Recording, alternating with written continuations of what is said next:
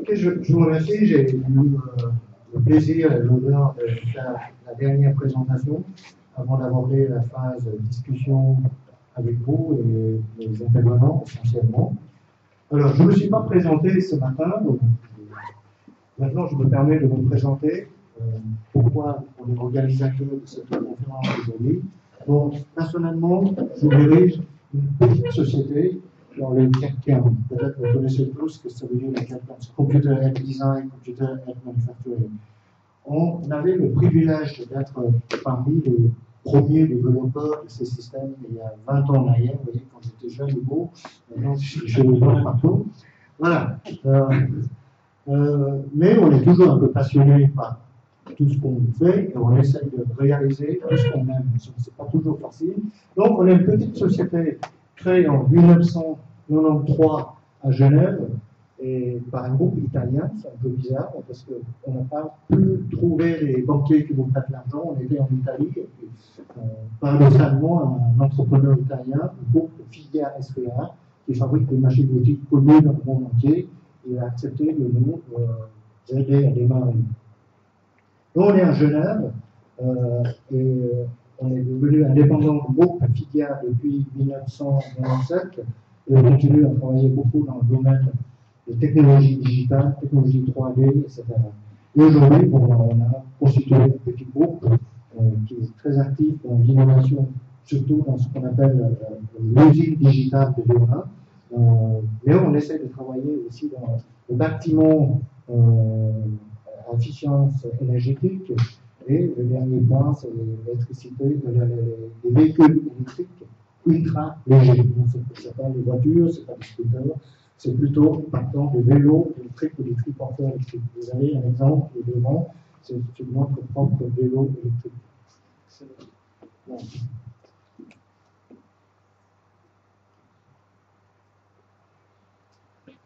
Le petit groupe est comme ça. Vous avez 3 petites sociétés.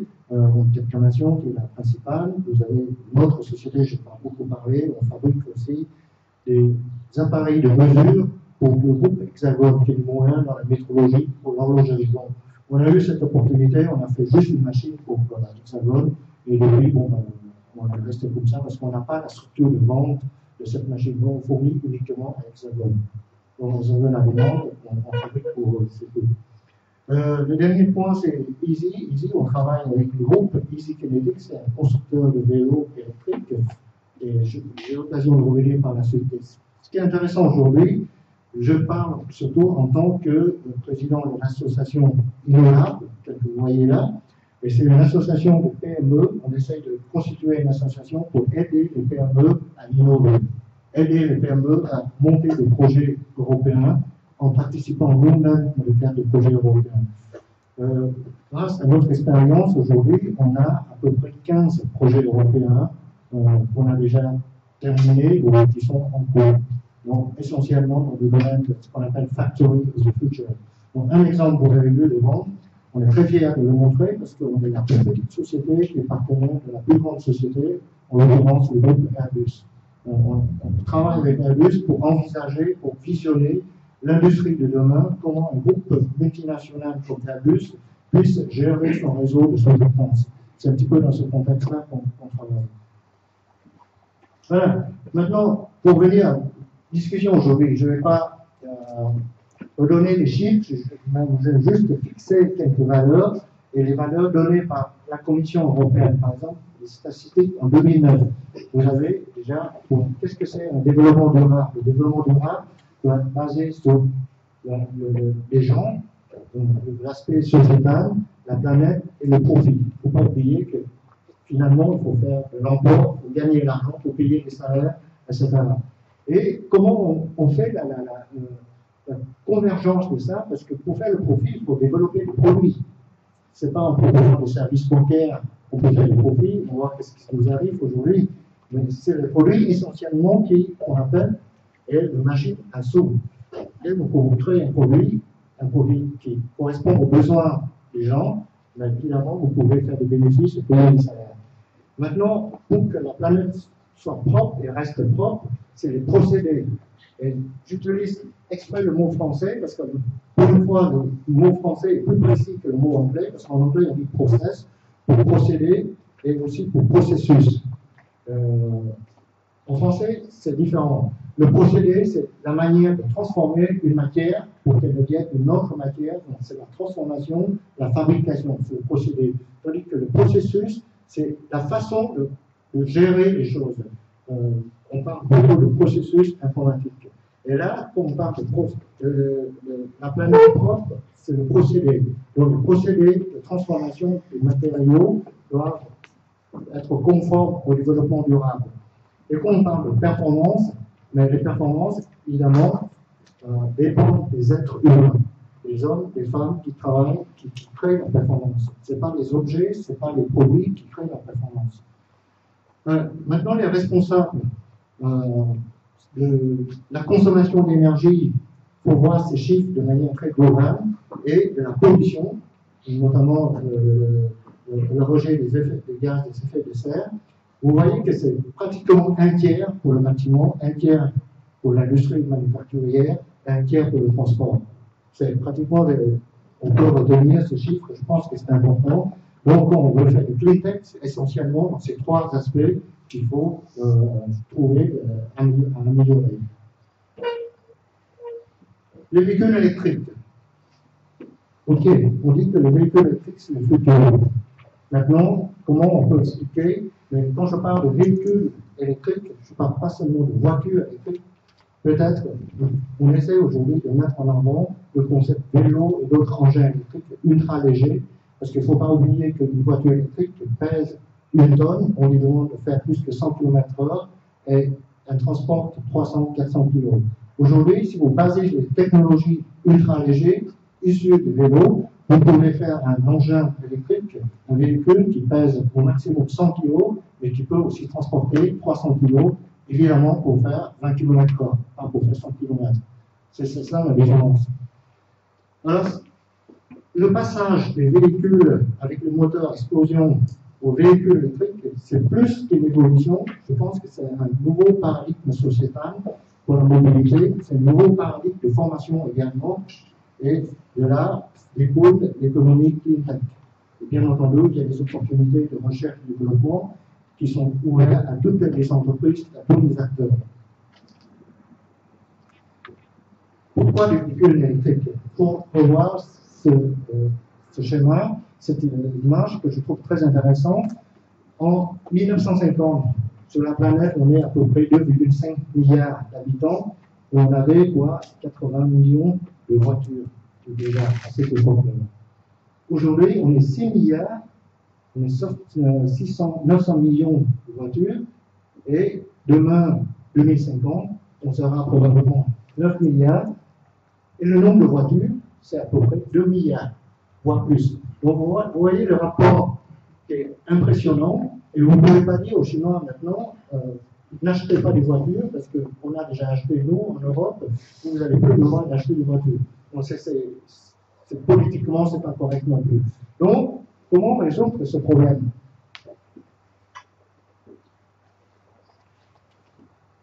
Les véhicules électriques pour réduire les émissions.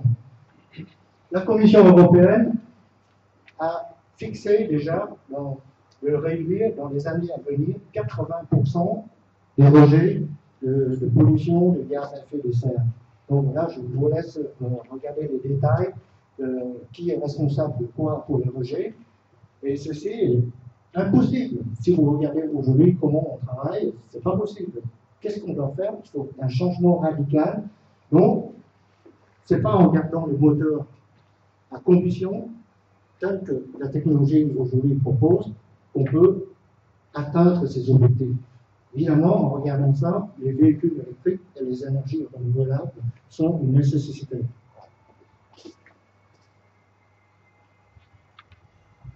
Les obstacles des voitures électriques, on a dit déjà suffisamment ce matin, c'est la faible densité d'énergie des batteries actuelles. Et les batteries actuelles, même sur les voitures électriques qu'on a ici, c'est des batteries lithium-ion. Et tout cela freine le développement des véhicules électriques.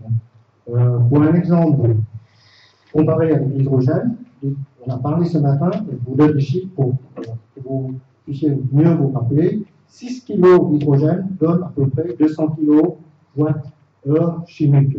Sachant que le rendement des piles à combustible n'est pas très élevé non plus, donc même si vous divisez par 2, ça vous reste à peu près 100 kWh chimiques électriques. Et il faut 540 kg de batterie pour produire 100 kWh électriques. Donc, il n'y a pas de photo. Quand on voit ça, on dit qu'il y a quelque chose à faire. La vision des voitures électriques aujourd'hui, 2012, donc hier plutôt, c'est 180 000 unités dans le monde, en Europe surtout, et demain, on pense qu'il y aura à peu près 20 millions en 2020. Donc ça, c'est les chiffres de la Commission européenne. Alors, tout ça dépend du progrès des batteries. Batteries au sens large, je ne parle pas seulement des batteries en termes de batteries, mais aussi des piles de combustible, avec l'hydrogène, etc.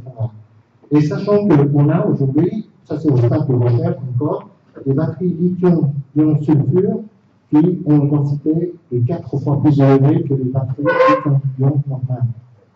Évidemment, on a aussi besoin des infrastructures, des législations, c'est pour ça que ce matin, c'est intéressant aussi d'avoir le point de vue du GFP, etc. Et le développement des voitures électriques, il y a une chose qui est très intéressante, on parle beaucoup de mobilité, mais aujourd'hui, la mobilité est intimement liée au concept de ville, au concept d'urbaniste. Donc, on ne peut pas aujourd'hui penser mobilité sans penser ce que dit Smart City. Et le concept de Smart City est très important. Qu'est-ce qu'on a besoin, nous, êtres humains? C'est de manger, et pour manger, il faut produire, donc il faut fabriquer, donc c'est la fabrication. Il faut habiter, pour se protéger des intempéries, comme je dis à un journaliste ce matin. Donc il faut construire les bâtiments et il faut bouger. Pour aller au travail, il faut manger. Il ne faut pas tous travailler chez soi. Donc c'est les 3 besoins essentiels de l'être humain, surtout qui vivent en ville. Il ne faut pas oublier que sur les 9 milliards d'habitants que j'ai parlé tout à l'heure, peut-être à peu près la moitié vivront en ville. C'est une grosse part qui bon, est-ce que c'est juste ou pas? Mais c'est une réalité. Voilà. Donc, la densification des villes demande aussi la mobilité douce, pas seulement les voitures électriques. Et je pense que cette mobilité douce devient de plus en plus cruciale. Et chez nous, on essaye, on n'a pas le moyen de développer des voitures. Par contre, on pense surtout au concept de vélo, triporteur, quadriporteur également électrique. Donc, comme je l'ai dit tout à l'heure, 100 kg de poids en vie pour transporter environ 300 kg. Et ça, on l'a déjà fait puisqu'on a livré à l'association Cali Service. Les gens de Mérin peuvent aussi voir que c'est nos vélos que Cali Service utilise aujourd'hui. Et on a livré aussi des triporteurs très simples, concept basique, et qui tournent et qui transportent jusqu'à 300 voire 400 kg pour faire des 20 km/h. Donc, demain, on va aussi participer à un défi de véhicules électriques solaires. Je suis très fier de présenter les candidats de ce défi. Ils sont où? Ils sont partis déjà. Alors, ils sont là. Donc, c'est M. Bernard Colline qui est prof à l'unité de Toulouse. Et le défi, il faut le citer, c'est de Milan à Astana. Je ne sais pas si vous savez où c'est, j'ai découvert ça, c'est le Kazakhstan. Donc, ça fait presque 1000 km. Ouais, au départ, c'est à peu près 5000, mais comme ils doivent éviter la Crimée, donc il faut faire un sacré dépôt. Bon, et ils n'ont pas le droit de charger, hein, donc c'est uniquement avec les panneaux solaires, je crois. Hein, donc il y a des beaux mollets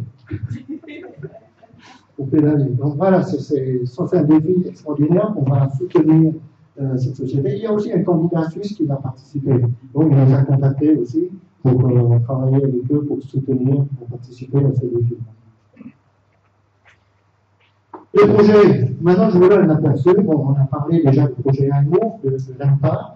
Pour la petite histoire, on est là, je suis très content de vous recevoir ici aujourd'hui, de vous raconter toutes nos aventures, mais d'amener ce véhicule de l'IMPA ici, ça nous a pris 4 ans. 4 ans. Donc, c'est le côté positif de ça. Christian a eu le temps d'apprendre le français.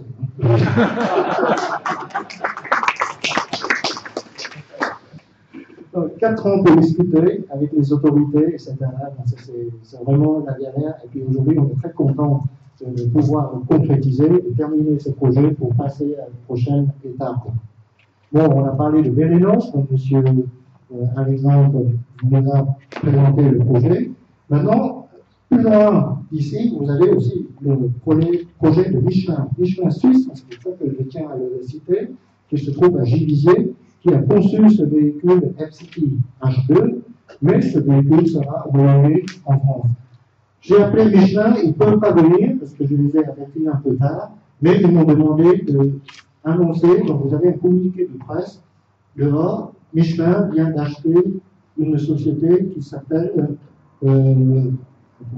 Symbio Excel, qui produit des piles combustibles. Bon, ils sont très contents, ils m'ont demandé d'annoncer ça au public, qu'ils sachent que Michelin a investi fortement dans les piles combustibles et les technologies de véhicules à hydrogène.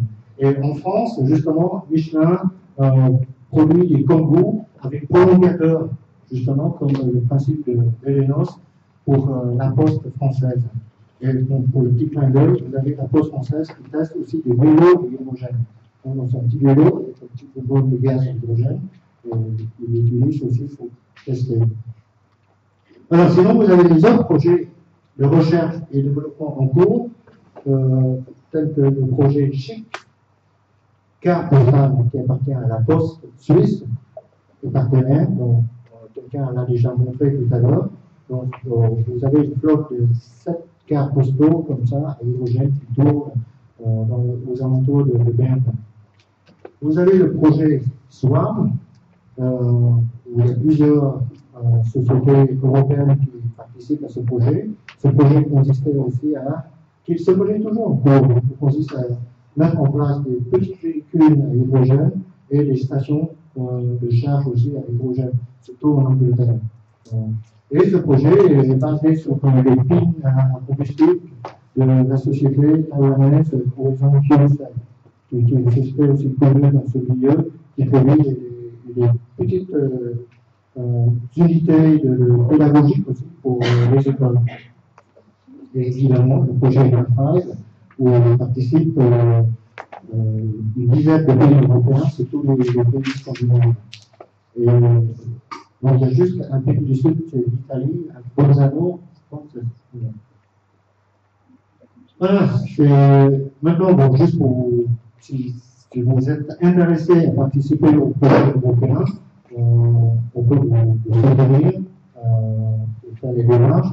Nous-mêmes, on est en train de monter le projet que j'ai mis en place, JB5 2014. C'est justement pour la première fois que l'Europe lance un appel en proposition pour des véhicules ultra légers. Donc, on est en train de monter une construction pour participer à ce projet. Et ça peut être 2 roues, mais voire 3 roues ou 4 roues. Mais ultra léger pour la ville du locement avec vitesse maximum 30 km/h. Évidemment, avec panneaux solaires, peut-être l'hydrogène aussi. Ça, c'est encore, on est en train de réfléchir à tout ça. Je vous remercie.